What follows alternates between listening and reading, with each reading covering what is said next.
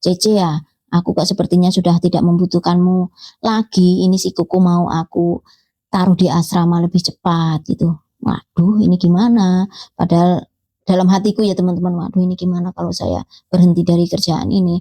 Padahal saya masih memiliki tanggungan cicilan hutang per bulan itu loh teman-teman 3.100 plus ya itu tadi aku bilang gali lubang tutup lubang itu tadi kan yuk. Gimana gitu kalau sampai aku nggak renew kontrak lagi.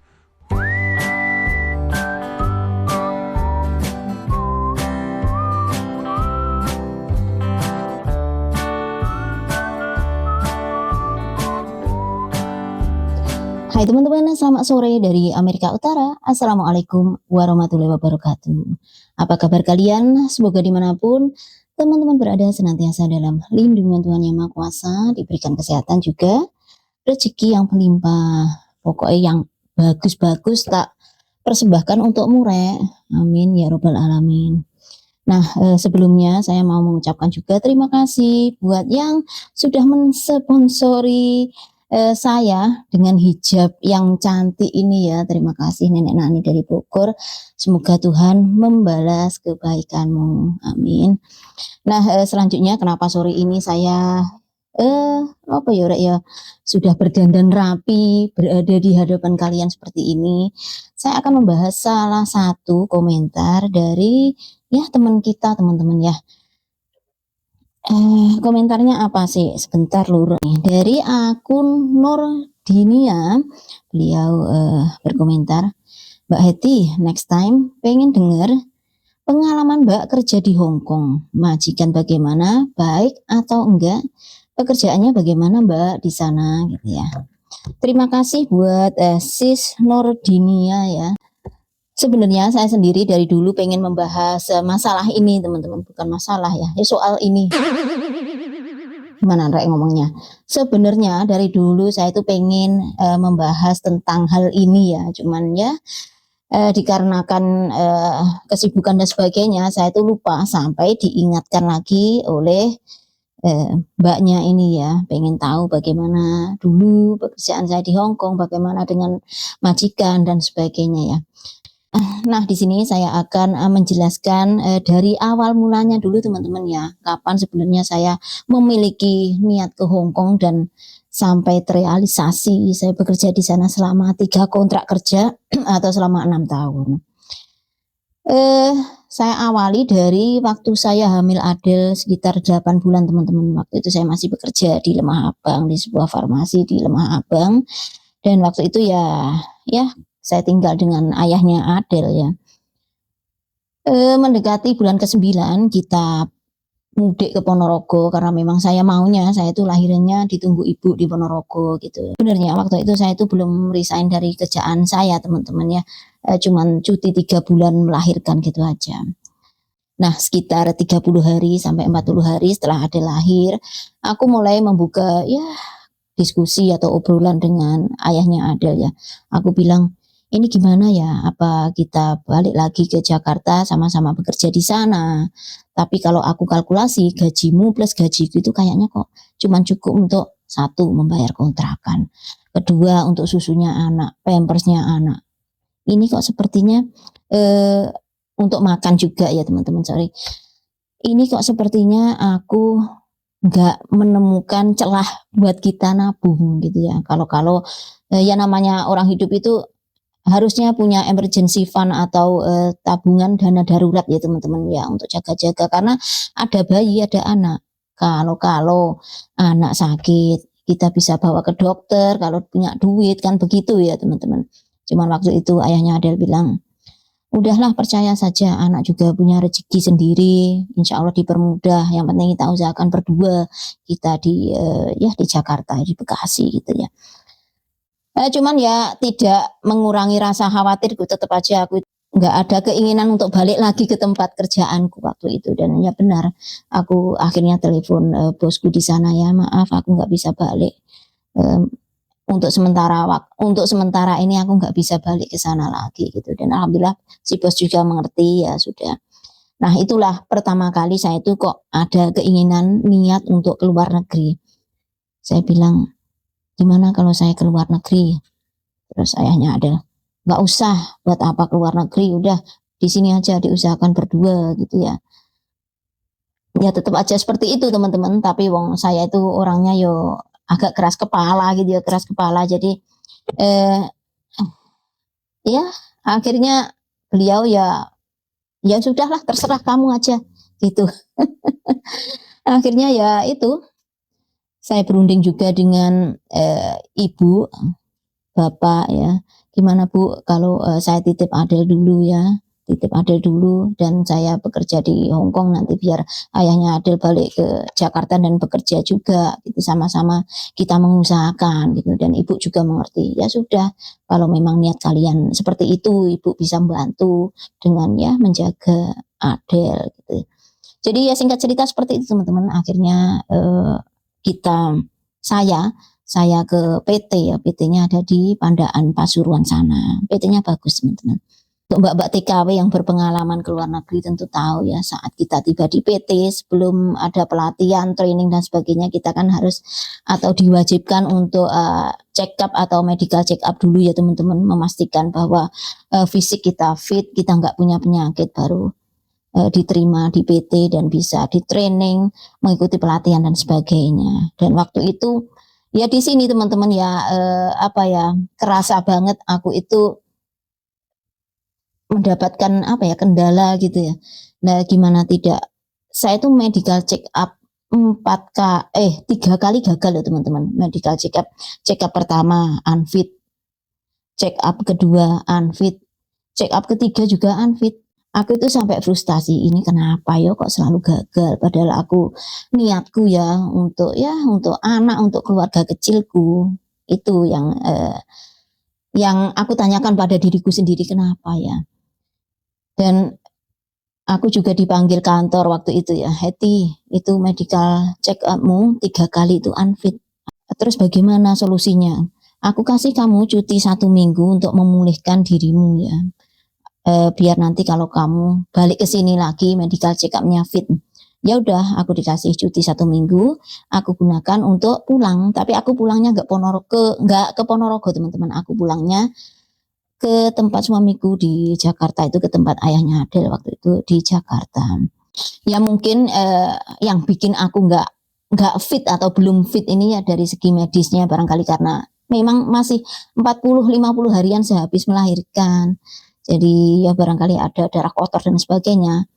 Tapi dari segi opanya ya teman-teman ya, ini boleh percaya apa enggak ya? Apa karena ayahnya Adel nggak ridho aku ke luar negeri, makanya jalanku agak dipersulit gitu ya, terhambat dengan cuman medical check up-nya ini loh, kok nggak fit-fit gitu. Di situ aku menghabiskan sekitar 1 minggu ya di Jakarta.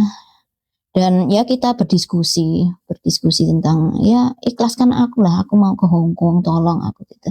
Untuk kita, untuk anak kita dan masa depan kita, aku kan bilang begitu.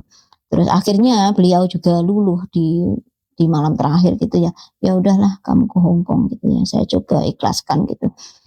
Dan setelah itu paginya saya diantar ke klinik, salah satu klinik di Jakarta sana. Tesnya fit teman-teman. Hasil medical check up saya memang yang bermasalah ini tak tes kan, aku pengen tes ini yang bermasalah itu ya, dan fit, alhamdulillah. Dan setelahnya aku balik ke Pandaan ke PT lagi, sama PT aku dikirim ke klinik yang ya sama tempat medical aku check up yang selalu unfit itu, dan alhamdulillah medical check up keempat alhamdulillah aku fit. Setelah itu akhirnya aku lolos dan ya mengikuti pelatihan dan sebagainya, teman-teman di PT, training dan sebagainya. Ya alhamdulillah, singkat cerita hampir 1 tahun atau 11 bulanan aku di PT teman-teman, lama banget ya. Aku pikir, ya Allah ini kenapa kok aku lama banget, nggak ada majikan yang mau sama aku atau gimana gitu ya, nggak ada orang yang mau memperkerjakanku apa gimana gitu ya. Jadi aku merasa seperti sudah menjadi danyangnya PT atau dedengkoknya PT. Lah gimana enggak teman-teman. orang yang, masuk PT barengan sama aku itu udah nggak ada semua, semuanya sudah terbang, bahkan ada di antara mereka yang sudah balik lagi ke PT karena ya di-interminate dan sebagainya ya, ada masalah. Sedangkan aku masih di situ-situ saja, belum punya majikan, belum ada majikan. Yo sedih Rek, sedih, ronto-ronto. Udah ninggalin suami, udah ninggalin anak, kok ya seperti ini gitu ya di PT. Dan waktu itu ya biasanya kalau di PT itu kan kita banyak dikunjungi ya teman-teman, dikunjungi keluarga, sanak famili, bahkan ya suami gitu. Dan aku itu orang yang jarang banget dikunjungi.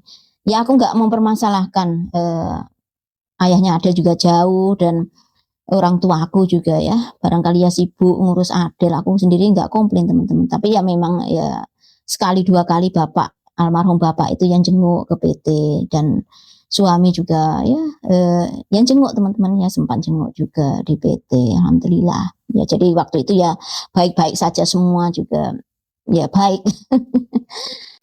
Singkat cerita setelah, 11 bulan aku menunggu di PT, alhamdulillah aku dapat majikan juga teman-teman. Aku ingat bener, waktu itu aku sehabis makan, mau sholat duhur, sudah pakai mukena, sudah Allahu Akbar, denger halo-halo dari office ya, "Eti, dipanggil ke kantor," gitu ya.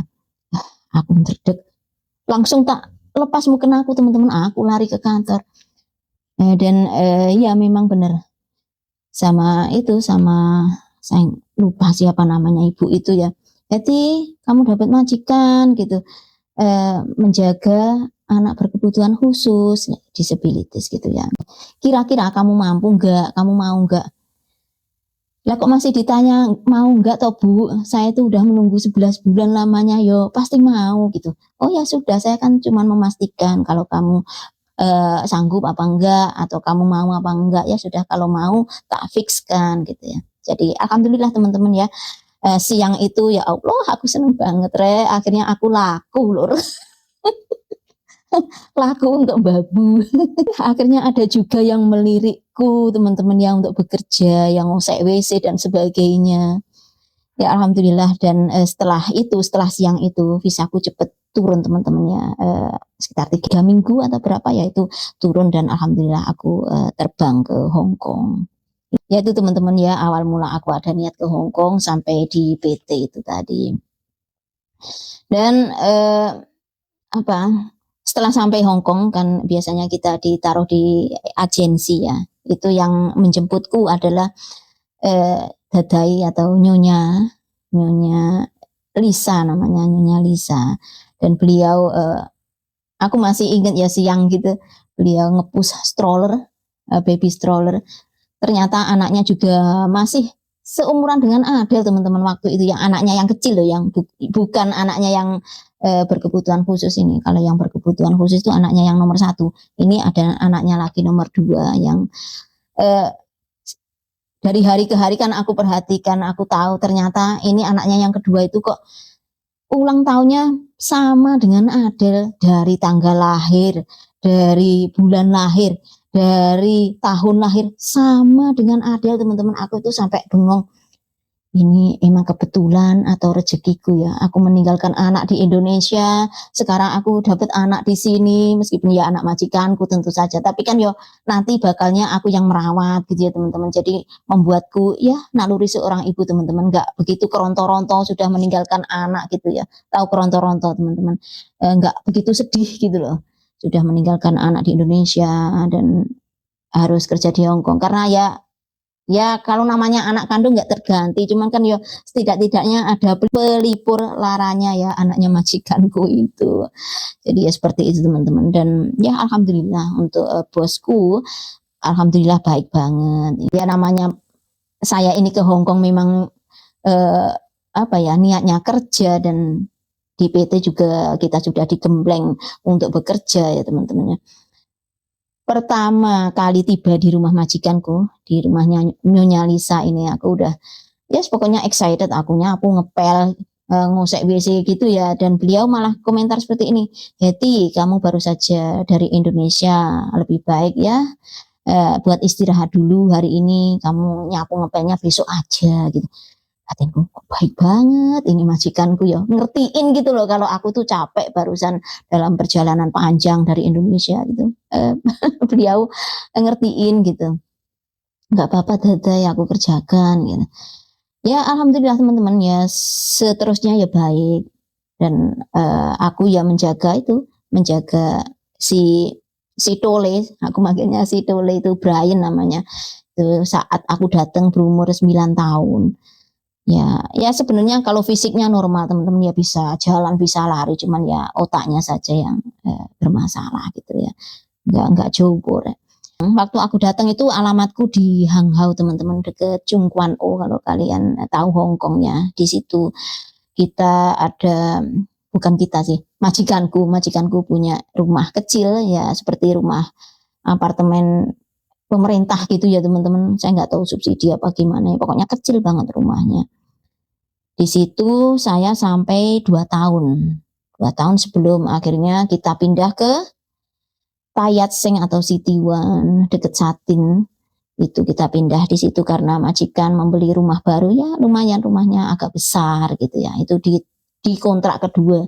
Jadi tahun ketiga kita pindah ke Tai Yat Seng atau City One. Kalau Nyonya Lisa sendiri perawakannya ya tingginya hampir sama dengan saya teman-teman. Untuk stylenya, style orangnya itu ya sederhana. Pokoknya rambut cuman diikat ke belakang gitu. Kadang aku itu kalau keluar sama beliau ya, itu banyak yang mengomentari ya anak-anak Indonesia yang tahu aku, "Kamu itu sama majikan kok kayak kembar gitu, sama-sama modelnya." Iya, majikan saya yang cewek itu modelnya ya biasa aja ya kayak saya gitu ya waktu itu. Dan ya alhamdulillah baik teman-teman majikan saya ya, memperlakukan saya ya layaknya keluarga saja. Karena saya juga, nggak hitung-hitungan teman-teman, maksudku gini, eee memang saya bekerja ya, memang saya bekerja, saya menginginkan, jasa saya ini dibayar, tapi di sisi lain saya itu dalam bekerja juga maksudku totalitas profesional dan saya juga menggunakan hati ya teman-teman. Menyayangi anaknya, merawat anaknya gitu ya, udah tak anggap anak saya sendiri. Bagaimana sih kalau seorang ibu menyayangi anaknya, ya seperti itu. Saya nggak hitung-hitungan misalnya waktu libur, kan banyak ya cece-cece yang komplain, waktu libur itu kalau menurut peraturan ya 24 jam waktu kita, nggak usah, peduli dengan kerjaan lagi gitu ya, itu urusan majikan. Kalau saya enggak teman-teman ya.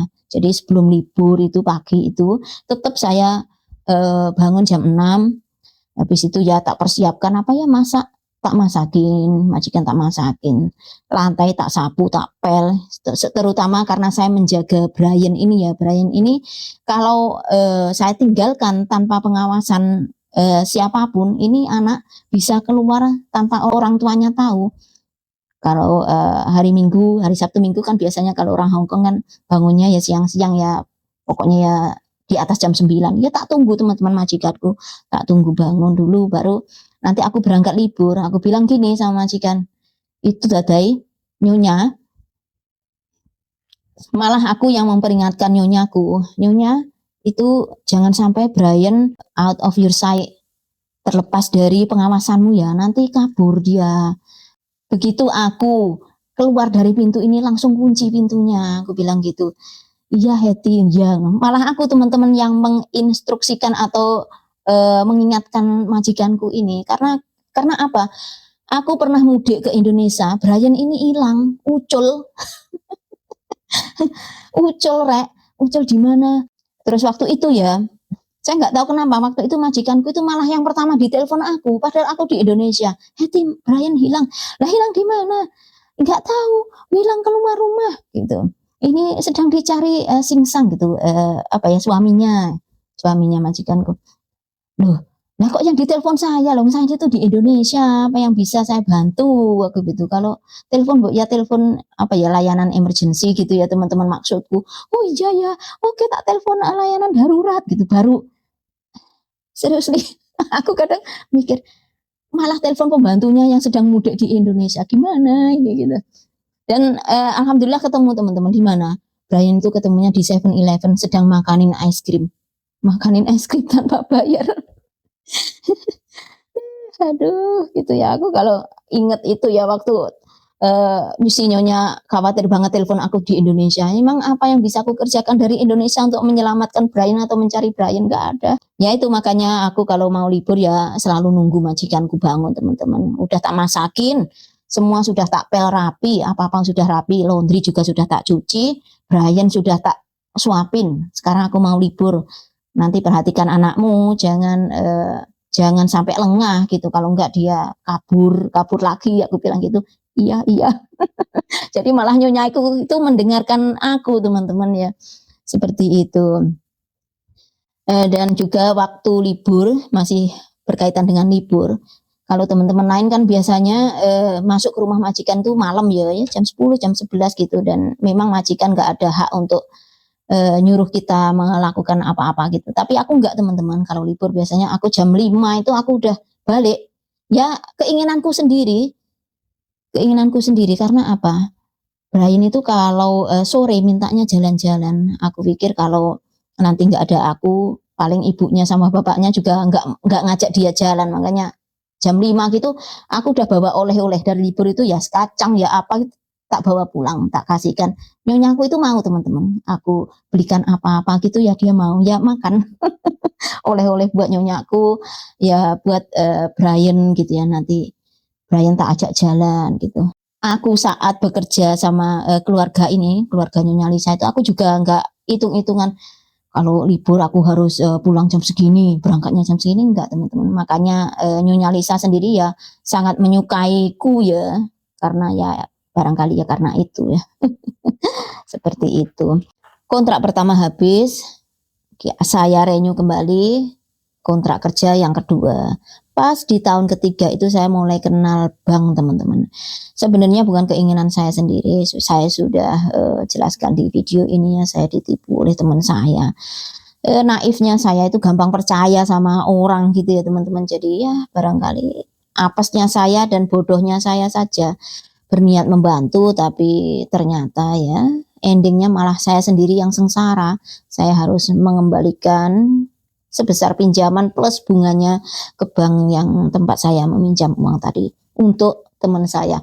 Ya kalau saya meminjam untuk diri saya sendiri maupun keluarga saya is okay, tapi meminjamkan untuk teman itu teman-teman yang bodohnya saya ya terlalu naif mempercayai seseorang meskipun itu teman sendiri ataupun ya teman dekat gitu ya dan ya itu yang saya sesali. Jadi saya itu kecewanya sama teman saya ini bukan soal uangnya saja teman-teman, kepercayaan saya sudah baiknya sama dia gitu kok ya bisa saja dikhianati.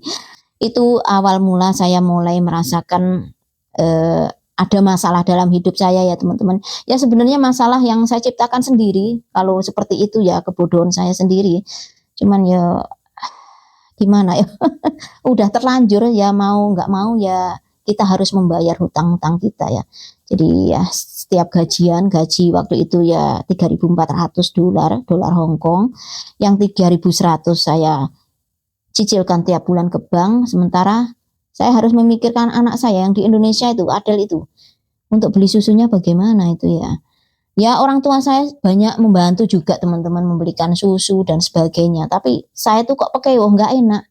Masa orang tua sudah saya titipin anak, masih juga harus support secara finansial yang membelikan susu dan sebagainya. Kan saya sendiri gimana ya nggak bisa seperti ini, saya harus mencukupi kebutuhan anak saya juga. Jadi waktu itu ya dari satu bank akhirnya ya ke bank yang lain, jadinya banyak bank gitu ya, ada 3 bank waktu itu ya teman-teman ya. Dan ya gimana mumet rek ganjret mikir utang karena gali lubang sini buat nutup sana, gali lubang lagi buat nutup yang sini gitu, jadinya mumet, jadi nggak karu-karuan, kerja pun ya nggak begitu konsentrasi teman-teman. Takutnya apa, ketahuan si bos kalau saya punya utang bank. Di tahun keempat atau tepatnya mendekati kontrak kedua berakhir, majikanku yang cewek ya Nyonya Lisa ini bilang ke aku teman-teman, Cece ya, aku kok sepertinya sudah tidak membutuhkanmu lagi, ini si Koko mau aku taruh di asrama lebih cepat gitu. Waduh ini gimana, padahal dalam hatiku ya teman-teman, waduh ini gimana kalau saya berhenti dari kerjaan ini, padahal saya masih memiliki tanggungan cicilan hutang per bulan itu loh teman-teman 3.100 plus. Ya itu tadi aku bilang gali lubang tutup lubang itu tadi kan yuk. Gimana gitu kalau sampai aku nggak renew kontrak lagi. Terus aku bilang ya aku minta waktu sama beliau untuk berbincang-bincang gitu. Apa benar Dadai Koko mau diasramakan lebih cepat gitu. Beberapa bulan yang lalu Dadai bilang untuk asrama hanya untuk anak-anak setara SMA gitu. Padahal Koko masih SMP, aku bilang gitu. Apa nggak ada alasan lain misalnya Dadai nggak mau kasih aku long service. Kalau masalahnya itu aku nggak apa-apa, nggak usah dikasih long service. Nah teman-teman yang TKW di Hong Kong paling juga tahu ya apa itu long service, berupa bonus kalau kita bekerja baik sama majikan selama 6 tahun gitu ya. Ya itu aku to the point saja, aku bilang apa karena Dadai nggak mau kasih aku long service gitu. Kalau masalahnya itu aku nggak apa-apa, nggak usah dikasih long service. Dan Dadaiku diem, kok kamu tahu? Ya aku cuman menebak aja. Kalau memang masalahnya itu nggak apa-apa, aku nggak butuh long service Dadai. Aku cuman butuh aku bisa bekerja di sini setidak-tidaknya 2 tahun lagi sampai kontrak ketiga nanti selesai kalau kita mau renew kontrak, aku bilang gitu. Biar aku 2012 bisa pulang ke Indonesia selamanya. Dan ya beliau, ya gimana ya Cece, aku sendiri kehidupanku ya seperti ini. Kalau untuk long service ya berat bagi kita gitu. Ya udah Dadai nggak usah merisaukan atau khawatir tentang long service. Aku nggak apa-apa. Yang penting aku diizinkan bekerja di sini dan gajiku lancar setiap bulan ya. Aku sudah berterima kasih banget gitu. Aku bilang majikan. Dan beliau, ya sudah Cece kalau gitu yuk kita tanda tangan renew kontrak. Ternyata masalahnya itu teman-teman ya, bukannya beliau tidak mau saya atau kecewa dengan kinerja saya, enggak, tapi ternyata ya itu karena gara-gara long service beliau tidak, ya kata beliau sih tidak sanggup memberikan long service. Dan saya sendiri nggak masalah karena memang saya udah kepepet, kalau saya nggak kerja yo uang dari mana buat bayar bank teman-teman ya. Jadi ya sudahlah, nggak apa-apa, yang penting gaji lancar setiap bulannya dan saya bisa membayar cicilan bank aman gitu ya bagiku teman-teman. Dan ya aku sedikit masih bisa menyisakan uang untuk mengirim menafkahi Adel anakku yang di Indonesia. Jadi seperti itu Rek. Setelah renew kontrak, akhirnya yo renew kontrak teman-teman, renew kontrak yang ketiga. Sementara dengan bank yo setiap hari yo tak upayakan Rek, gali lubang tetap lubang, tutup lubang ya tetap sama. Bagaimana lagi ya, gali lubang tetap tutup lubang. Sampai akhirnya Pak Wai turun tangan. Pak Wai turun tangan itu di tahun keempat itu belum turun tangan, kita baru kenal lewat Facebook. Akhirnya tahun kelima kita mulai dekat, itu di 2011 kita mulai dekat. Saya terbuka dengan beliau akan masalah saya ya di bank itu utang-utangan. Dan beliau ya sudah tak bantu gitu, tak bantu, tak lunasi. Ya Allah, ini pertolonganmu ya Allah, aku bilang gitu ya teman-teman ya. Ya Allah, aku itu kayak nggak percaya gitu. Ini bener orang ini mau lunasi gitu. Apa enggak cuman bercanda, tapi bener loh teman-teman, utangku itu hampir 170 juta ya kalau dirupiahkan waktu itu 2011. Itu dilunasi loh sama Pak Wai, ditutup semua banknya. Terus habis itu beliau nasihatin aku ya 2011, 2012, pertengahan 2012 itu udah lunas semua teman-teman bang. Terus beliau bilang gini, sekarang kamu sudah nggak ada tanggungan di Hong Kong, tidak ada alasan buatmu untuk bertahan di sini. Jadi aku mau setelah kamu finish kontrak kerja ketiga, yaitu di 2012, tepatnya bulan November, kalau nggak salah ya kontrak saya selesai, kontrak kerja saya selesai, kamu dengerin aku, kamu pulang ke Indonesia. Soal nafkah, aku nafkahin, tak nafkahin gitu. Benar teman-teman ya, 2012 akhirnya saya pulang ke Indonesia dan ya beliau menafkahi saya sampai sekarang. Sampai sekarang jadi istrinya tetap dinafkahi, lebih malahan. Jadi seperti itu teman-teman ya ceritaku di Hong Kong ya, terutama dengan majikan. Kalau dengan majikannya sendiri ya nggak ada masalah Rek. Aku bilang majikanku baik, memperlakukanku juga baik, itu rezekiku juga rezeki anakku. Cuman ya itu gara-gara kebodohanku sendiri yang ya tadi tak ceritakan kenapa ya akhirnya aku terjerat dengan utang piutang itu yang membuatku ya sirah ganjret, apa nih, kepala mumet itu tadi teman-teman. Dan ya alhamdulillah Allah menolong dalam waktu atau dalam tempo yang tepat dengan dikirimkannya Pak Wahid untuk ya terima kasih Pak Wahid.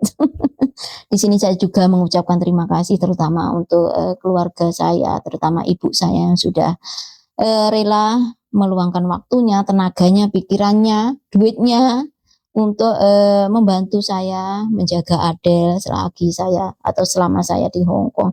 Terima kasih ya Bu, I love you. Muah, muah, muah. Terima kasih juga untuk mantan suami saya dan juga beserta istri karena kalian sudah mengajarkan saya tentang arti keikhlasan juga kesabaran. Secara tidak langsung kalian juga yang sudah berpartisipasi, berperan sangat besar mengantarkan saya di posisi saya yang seperti sekarang ini. Terima kasih juga buat Nyonya Lisa beserta keluarga karena sudah mengizinkan dan memberikan kesempatan Hetty untuk mengabdi, untuk bekerja, mencari nafkah untuk anak saya. Dan juga ya pokoknya terima kasih untuk semuanya. Baik orang-orang yang berjasa di hidup kita maupun orang-orang yang bertolak belakang dengan kita ya teman-temannya. Saya yakin dua-duanya memiliki peran yang besar agar kita lebih maju, agar kita lebih termotivasi untuk mengusahakan kehidupan yang lebih baik teman-temannya. Baik yang berjasa sama kita maupun yang membuat mental kita down, semuanya punya kontribusi yang besar menjadikan seperti saya yang sekarang ini ya, kuat mental, kuat opo neh rek mental baja. Ya seperti itu teman-teman ya, kira-kira yang bisa saya sampaikan untuk menjawab pertanyaan ataupun request dari teman kita yang satu ini, Mbak Nurdinia atau siapa itu tadi ya. Terima kasih Mbak untuk requestnya. Semoga cerita saya itu nggak mulek ya, bisa dicerna, bisa ditelaah dengan baik dan syukur-syukur bisa dijadikan bahan apa ya teman-teman ya, pelajaran kalau percaya orang ya jangan percaya sepenuhnya, hati-hati terutama soal duit rek ya. Duit itu nggak kenal saudara, nggak kenal tetangga, nggak kenal temen ya. Jadi tetap waspada rek. Jadi seperti itu saja ya teman-teman yang bisa saya sampaikan untuk sore hari ini. Terima kasih atensinya. Saya sangat mengapresiasi teman-teman yang sudah selalu setia mendukung channel ini. Dan salam damai, salam sukses selalu. Wassalamualaikum warahmatullahi wabarakatuh. Bye-bye.